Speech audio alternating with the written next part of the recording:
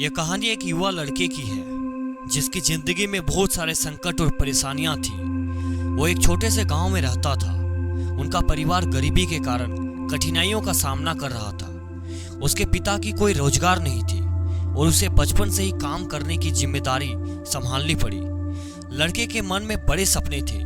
वो अपनी कोई व्यापार शुरू करना चाहता था, लेकिन सब कुछ उसके लिए आसान नहीं था। उसने बहुत मेहनत की, लेकिन हर बार उसके सामर्थ्य को किसी न किसी कारण से लोग नकार देते थे। उसके मन में हार और निराशा का एहसास हो रहा था। एक दिन उसने एक पुरानी पुस्तक की श्रेणी में एक व्यापार की किताब पाई और उस पुस्तक के लेखक ने व्यापार में सफलता के बारे में लिखा था। यह पुस्तक उसकी सोच और दृढ़ता को प्रभावित करने लगी।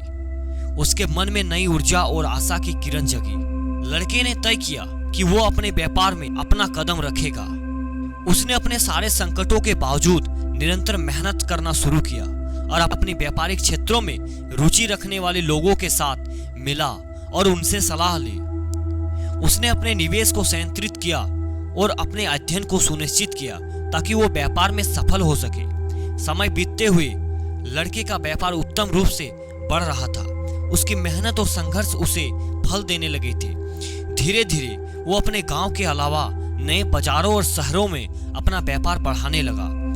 उसकी व्यापारिक पहचान और सेवाओं की गुणवत्ता से उसे ग्राहकों की महत्वाकांक्षा प्राप्त हुई। संकटों और परेशानियों के दौरान लड़के ने कभी भी हार नहीं मानी।